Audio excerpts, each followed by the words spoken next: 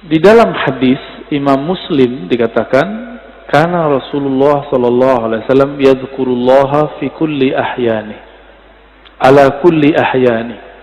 Rasulullah itu selalu zikir setiap hin. Apa arti hin? Hin artinya saat, waktu. Setiap saat, setiap detik, detik per detik. Baginda Nabi Muhammad sallallahu alaihi wasallam selalu mengingat Allah. Inilah yang diwariskan oleh ulama sufi. Karena kita tidak sanggup berzikir setiap nafas, naik turun, maka dibuatlah zikir pagi sore. Berdasarkan ayat wasabbihuhu bukratan wasila, dan bertasbihlah pagi dan sore. Lalu kemudian dilatihlah kalbu menyebut nama Allah, dimulai dari 100, naik 500, naik 1000, itu latihan.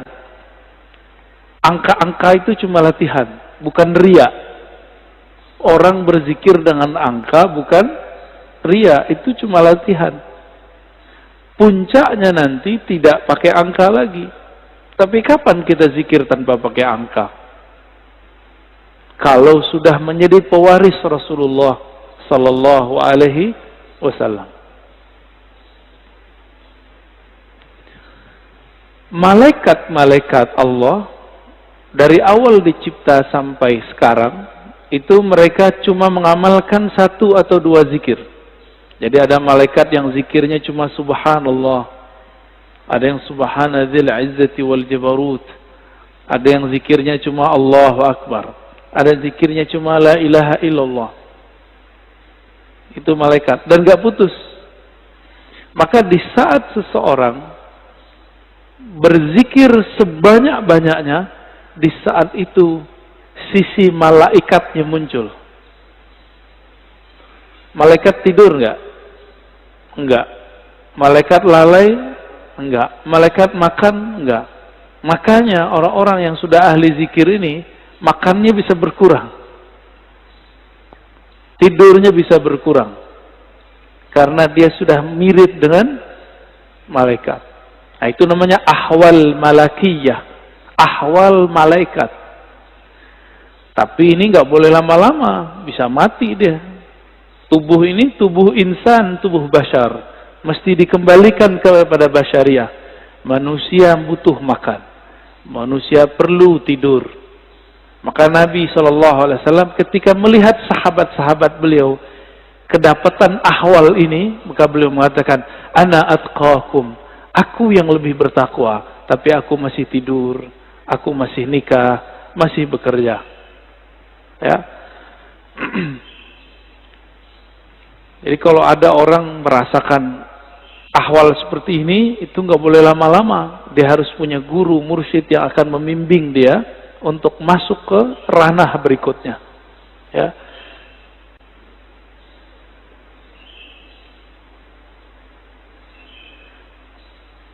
Kata zikir artinya ada 2. Pertama, zikir berarti benar-benar menyebut Allah. Ya.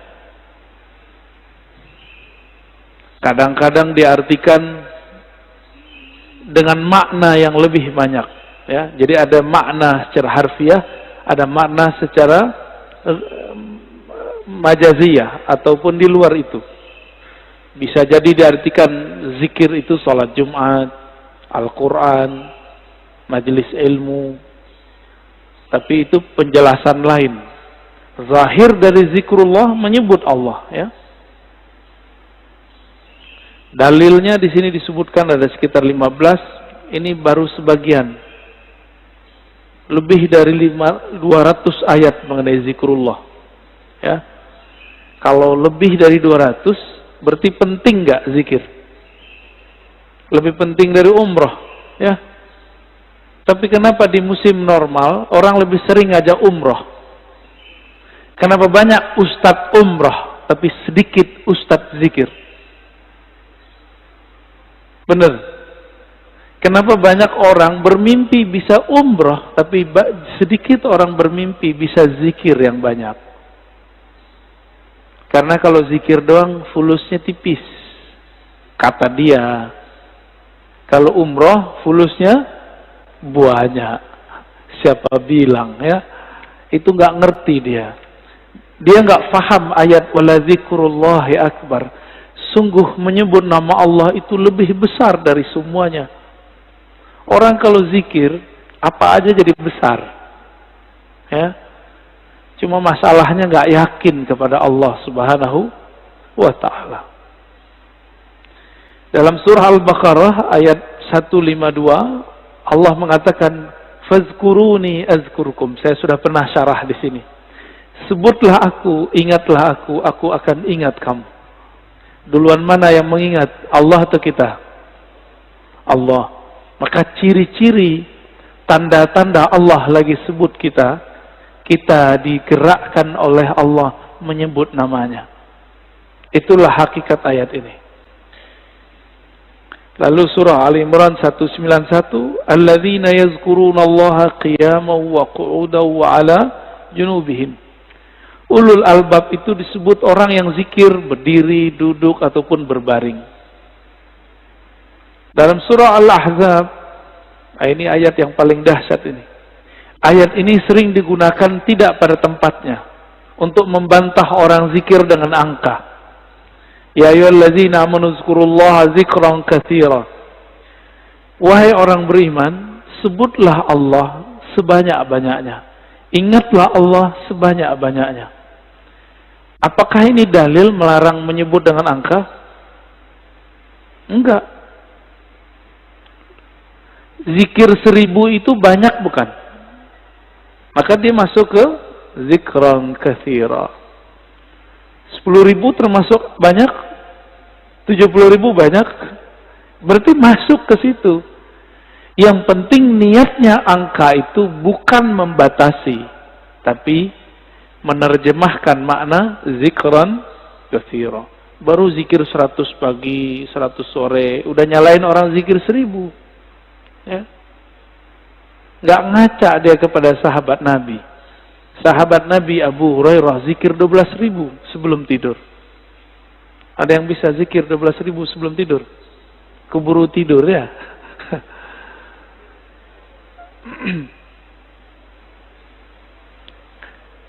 Ada surat Ar-Ra'd ayat 28. Ala bizikrillah tatmainnul qulub. Ketahuilah hanya dengan menyebut Allah kalbu bisa tenang. Jadi antum mau belajar apa aja, itu kalbu nggak akan tenang. Jadi orang kalau hijrah, tidak hijrah zikrullah, nggak akan mendapatkan kedamaian kalbu. Oleh karena itu, bagi saya, berdasarkan ayat-ayat ini kan banyak ayatnya tadi. Belajar zikir itu bukan sunnat, tapi wajib. Ya. Belajar zikir itu sunnat, salah itu. Belajar zikir itu wajib. Kenapa disebut wajib? Allah mengatakan, aqimis salata li dzikri. Dirikan salat untuk mengingatku. Salat wajib enggak? Wajib. Supaya kita dari awal takbir sampai assalamualaikum connect kepada Allah Subhanahu wa taala, maka yang dilatihkan apa? Gerakan yang bagus atau zikir yang mantap? Apa yang dilatihkan? Dirikanlah sholat untuk mengingatku. Berarti yang dilatihkan apa? Mengingat Allah yang dilatihkan. Jangan sibuk masalah ini wajahtu atau enggak pakai ini. Enggak khusyuk antum ntar, malah kusut nanti. Jangan sibuk masalah usuli bid'ah atau tidak bid'ah, enggak khusyuk nanti. Oh ini kan ilmiah. Ilmiah itu bagian akal. Kalau sholat pakai kolbu. Jadi kita nggak ada debat lagi kalau sholat. Antum mulai sholat debat. Wah imamnya jahar nih bismillahnya. Kata mazhab ini ngaji lagi sholat. Ya pengajian dia lagi sholat. Kuliah aja kali ya. Imamnya kunut. Debat lagi di hatinya. kunut itu menurut imam ini bid'ah. Ngapain? Sholat itu bukan lagi berdebat. Sholat itu menikmati santapan-santapan zikrullah. Ya. Jangankan itu. Muawiyah ibn al-Hakam al-Aslami, ada orang bersin lagi sholat. Dia lagi sholat. Dia baca yarhamukallah. Gimana Pak? Boleh nggak? Kita lagi sholat. Ada orang bersin. Terus kita bilang yarhamukallah. Gimana? Gimana sholatnya? Masalahnya sahabat ini kan nggak semua ngerti fikih. Nabi lagi ngajarin. Lagi sholat, sahabat bentak dia. Kayak anak kecil dulu. Maka Nabi ini ngajarin sahabat betul-betul satu persatu. Lagi sholat bentak sahabat. Gimana tuh? Apa kata beliau? Selesai sholat, Nabi tidak mengata-ngataiku. Bi abi wa ummi, demi Allah, demi ayah ibuku. Beliaulah guru terbaik. Guru paling ideal. Gak pernah ngata-ngatain orang. Terus Nabi bersabda, kata beliau, wahai Muawiyah, sholat itu la tasluh, tidaklah cocok kecuali zikrullah dan tasbih. Maksudnya, kamu gak usah tanggapin kalau ada orang bersin. Itu cuma nanggepin orang bersin, apalagi nanggepin orang kunut. Buat dalil lagi dalam hatinya. Wah, di mazhab gua nih gak ada nih. Nggak angkat tangan ah. Debat, lagi sholat debat. Berdebat dengan diri sendiri. Ini kan kasihan. Ini tanda sholatnya, belajar sholatnya bukan dengan zikrullah. Belajar sholatnya dengan apa? Dengan nafsu. Nafsu pengen berdebat. Ya. Kalau udah sholat, nggak ada debat. Nggak ada pengajian. Ya. Ngaji nanti habis sholat atau sebelum sholat. Baik. Ini dalilnya banyak sekali ya. Berdasarkan ayat ini semua, Ibnu Abbas radhiyallahu taala anhuma mengatakan, yang dimaksud dengan ayat-ayat tadi, yazkurunallah fi adbaris salawat wa ghuduwan wa ashiyan wa kullama istayqaza min naumih wa kullama ghada aw raha min manzilih dzakarallaha katsira. Yang dimaksud ayat-ayat tadi, zikir pagi sore, orang yang tidak lalai karena bisnis, yaitu mereka yang zikir ba'da salat, zikir ghuduwan wa ashiyan, pagi dan sore, zikir saat bangun, zikir saat berangkat, zikir saat pulang. Jadi nggak ada waktunya kecuali zikrullah. Qala Mujahid, murid dari Ibnu Abbas mengatakan, seseorang nggak disebut ahli zikir hatta yazkurallaha qa'iman wa qa'idan wa muttaji'an. Sampai dia ingat Allah baik dalam keadaan duduk, berdiri, ataupun tidur. Gimana caranya zikir dalam tidur, Pak? Udah ada nyoba belum? Ini aneh nih minum. Gimana cara zikir kalau lagi minum? Bismillah, itu zikir sebelum minum. Bismillah. Itu zikir sebelum minum. Lagi minum, zikirnya apa? Pusing kan? Nah, ini yang mau kita bahas nanti. Kita lagi makan, bisa nyebut nggak? Kan nggak bisa. Apa dong zikirnya? Zikirnya ada dua. Pertama, sebut di kolbu. Yang lebih tinggi, memandang air ini dari Allah. Memandang segarnya dari Allah. Kenyang dari Allah, itu zikir lagi makan. Gimana? Udah zikir lagi makan belum? Belum ya? Masih memandang nasi yang mengenyangkan. Masih memandang air yang menyegarkan. Berarti kita belum berzikir saat makan dan minum. Sederhana? rumah makan sederhana.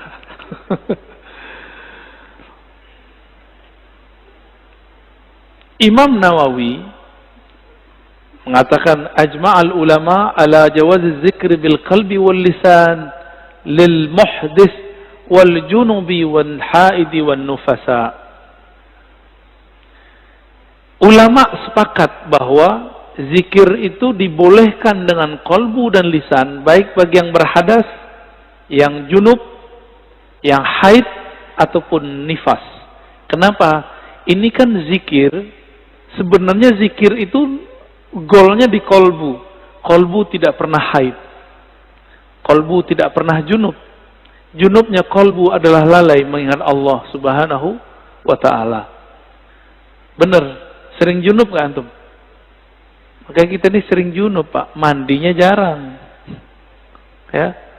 Makanya ketika masuk sholat, kita masih membawa junubul ghafalat. Junub lalai kepada Allah subhanahu wa ta'ala. Orang junub betah nggak masuk masjid? Berani nggak masuk masjid orang junub? Masjid hakiki itu ada di kolbu, lagi sholat. Antum lagi mau sholat, tapi tidak keluar dari junub lalai. Gimana mau menikmati zikrullah? Ya, nggak bisa masuk. Jadi kita nggak bisa masuk ke kolbu kita. Padahal itu diri kita sendiri. Ya. Hadisnya sangat banyak. Ini ada hadis yang paling kenceng ya, paling dahsyat ini. Kata Nabi, masalul ladzi yadhkur rabbahu wal ladzi la yadhkur rabbahu kamasalil hayy wal mayyit. Hadis ini riwayat Imam Bukhari ya, dalam kitab doa. Perumpamaan orang yang zikir dengan tidak zikir itu sama dengan orang hidup dan mati. Gimana? Berarti kita banyakkan hidupnya atau matinya? Jadi kalau hidung kita ini dibukakan rasa penciumannya oleh Allah Subhanahu wa taala, indera penciuman batinnya oleh Allah, kita akan mencium orang yang tidak zikir itu bau bangkai. Cuma alhamdulillah Allah tutup itu. Coba kalau dibukakan, Mbak, kita setiap ke jalan kemana itu bau bangkai di mana-mana itu. Maka kita bersyukur kepada Allah, Allah tidak bukakan kasyaf yang banyak. Karena kalau kebanyakan kasyaf, bisa pusing sendiri kita nanti. Maka ada beberapa wali, gak berani mereka ke masjid. Karena kalau ke masjid, dia lihat muka orang macam-macam. Ada yang ria, ada yang muka monyet, ada yang muka kambing, ada yang muka babi. Ya, maka Imam Ghazali buat fatwa khusus untuk orang ini. Ya. Dibolehkan oleh Imam Ghazali bagi orang ini tidak sholat di masjid sementara sampai ahwal itu hilang.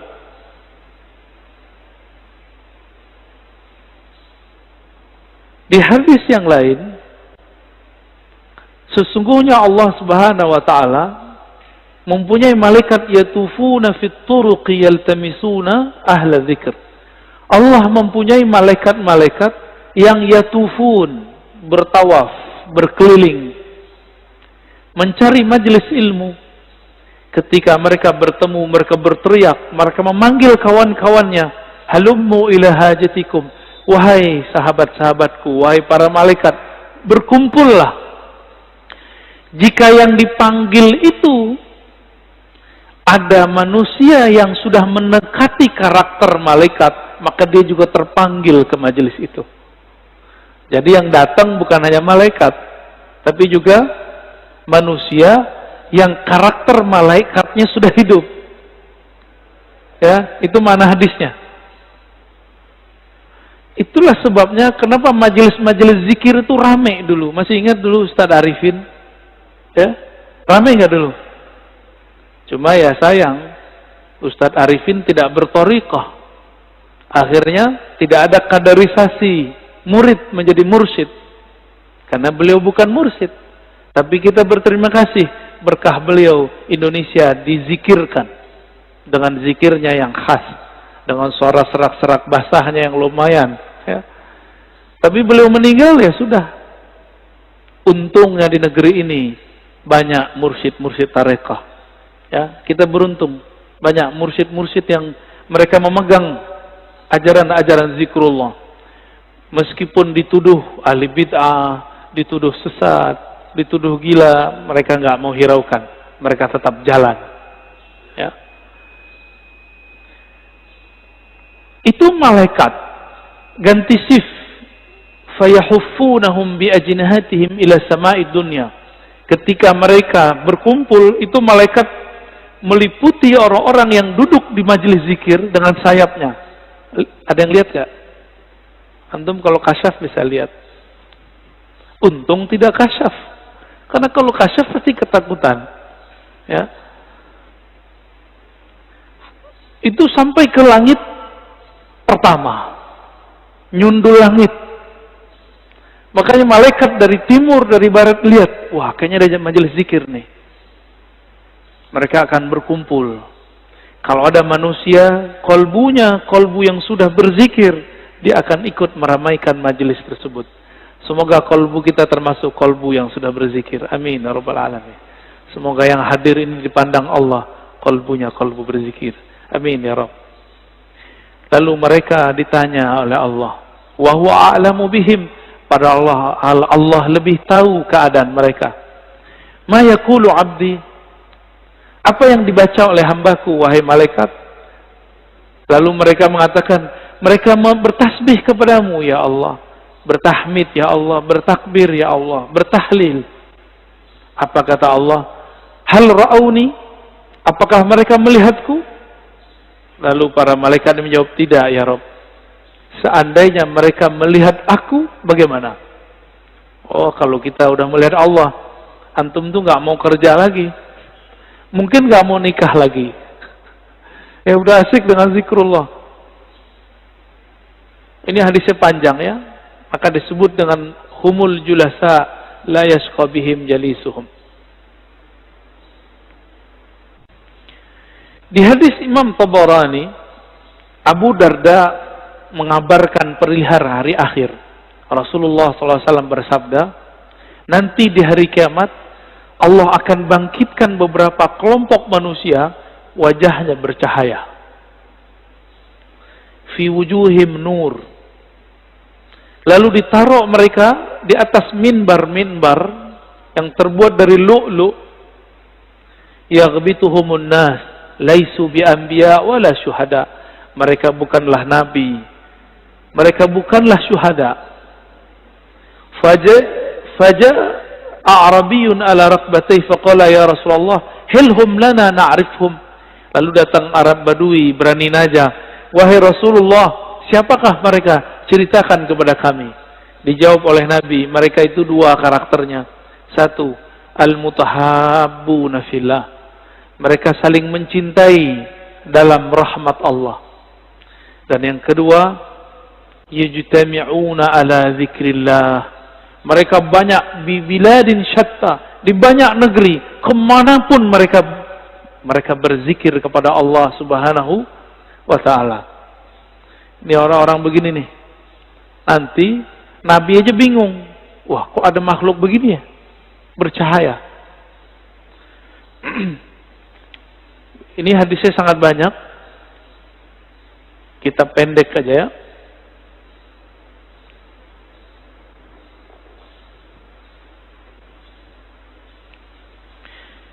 Ini kalau antum zikir, kumpul ya. Jadi dalil zikir berjamaah itu banyak. Nggak usah dihiraukan orang yang bilang itu bid'ah. Dia nggak ngerti hadis. Katanya ikut sunnah, tapi nggak baca sunnah. Karena memang sunnah yang diikuti cuma beberapa doang. Cuma hadis kullu bid'atin dolalah. Ya. Penjelasannya dia nggak belajar. Hadis Imam Ahmad, hadisnya sahih. Ma min qaumin ijtama'u yadhkuruna Allah azza wa jal la yuriduna bidzalika illa wajha. Nah, ini coba lihat lafaznya. Ma min qaumin ijtama'u. Tidaklah sekelompok kaum berkumpul, berjamaah. Berarti ini zikir jamaah bukan? Ya. Yazkuruna Allah, mereka pakai lafaz jama'. Mereka mengingat Allah Subhanahu wa taala, tidak menginginkan kecuali ridhonya. illa nadahum munadin minas sama, kecuali ada yang berseru dari langit, kumu maghfuran lakum. Ketika selesai berzikir, apa kata mereka? Ya sudah, kalian berdirilah, selesaikanlah, Allah mengampuni kalian. Qad buddilat sayyi'atukum hasanat. Sekarang semua keburukan kalian diganti dengan kebaikan-kebaikan. Cuma kan nggak dengar Pak ya. Jadi antum di sini ngorok itu dapat pahala Pak. Itu dapat zikrullah itu ya. Apalagi bangun. Tapi jangan tidur Pak ya. Karena bilang begitu malah tidur lagi.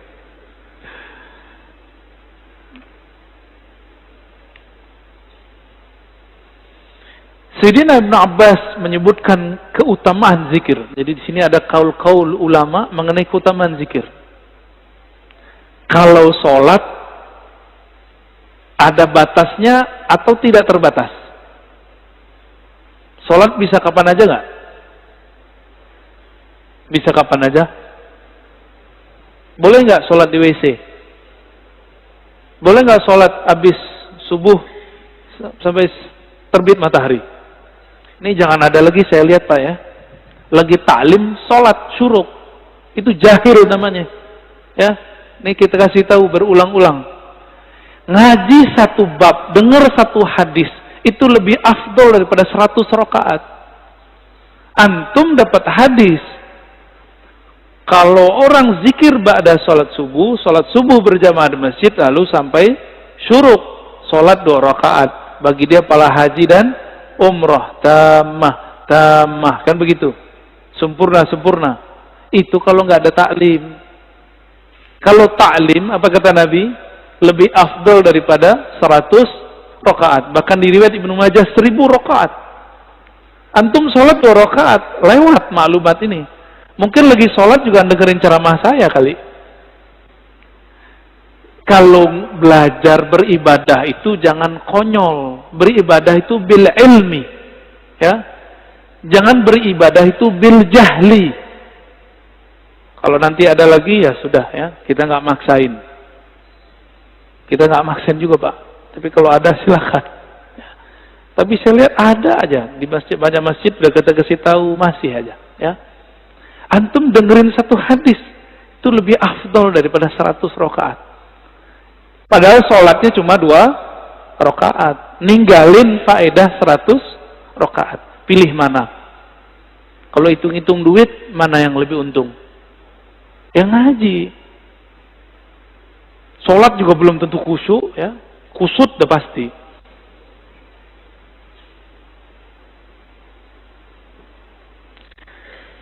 Ibnu Abbas mengatakan, sholat itu ada batasnya. Tapi kalau zikir gak ada batasnya. Ya, sesuatu yang Allah wajibkan, tapi tidak ada batasnya, itulah zikrullah. Gak ada batasnya. Disebut zikran katsira. Waktu kita kan 3 aja. Duduk, berdiri, tidur. Benar gak? Kalau lagi hidup nih, kalau udah meninggal, ya berbaring deh. Ya, di liang lahat. Jadi waktu kita 3 aja. Nah, surat An-Nisa 103, surat Ali Imran ayat 191, itu kan menyebutkan mereka, kalau di An-Nisa perintah ya, fazkurullah. Kalau Ali Imran yazkurunallaha qiyaman, kan sama aja. Ingatlah Allah lagi berdiri, duduk dan tidur, berbaring. Waktu kita 3 aja Pak. Jadi ayat ini oleh orang yang tidak paham dikira cuma, itu mah zikir cuma sebentar doang. Cuma 3 waktu. Padahal 3 waktu itu semua waktu kita. Semua waktu kita adalah berdiri, duduk, berbaring. Bapak naik mobil, duduk gak? Naik motor, duduk gak? Turun dari mobil, berdiri. Turun dari motor, berdiri. Istirahat, tidur, udah. Waktu kita cuma 3 aja. Antum baru paham ya? Lucu juga ya. Padahal ayat udah dibaca dari kecil. Bahwa waktu al-awqat salasah. Qiyaman, wa qu'udan wa ittija'an. Lucu juga ya, udah baca bertahun-tahun baru paham sekarang bahwa ternyata kita ini nggak lepas dari 3 waktu itu. Saya lagi ngapain, Pak? Bapak lagi ngapain? Duduk. Berarti harusnya zikir ya. Zikirnya kita pagi ini zikir ngaji.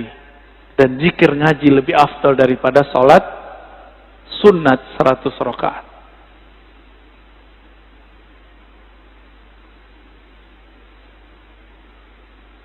Ibnu Athaillah As-Sakandari mengatakan zikir itu usaha melepaskan kalbu dari ghaflah. Apa arti ghaflah? Lalai. Gimana caranya? Dan tardid ismillah bil qalbi wal lisan. Dengan mengulang-ulang nama Allah dengan kalbu dan lisan. Maka ahli thariqah itu punya metode yang sangat sempurna sekali. Metode berzikir dengan kalbu dan berzikir dengan lisan, ya. Nanti ada masanya di sini kita zikir. Saya talkinkan semuanya, Pak. Tergantung sirnya turun atau belum. Ini belum ada, Pak, sekarang belum. Karena kalau di kolbunya belum ada koneksi, itu ngefek. Ya. Bapak sholat aja nih, ada debat 1-2 orang masalah kunut, itu ngefek ke badan saya. Langsung nggak nyaman rasanya. Itu terasa, Pak, bagi saya. Agak sensitif dikit, ya. Jadi ada nih orang ngerasa, kunut, itu langsung nggak nyaman saya. Ya. Apalagi di samping saya itu mengganggu sekali. Maka mending nggak kasyaf. Karena kalau kita kasyaf, kedengaran isi hati orang kan gawat. Ya.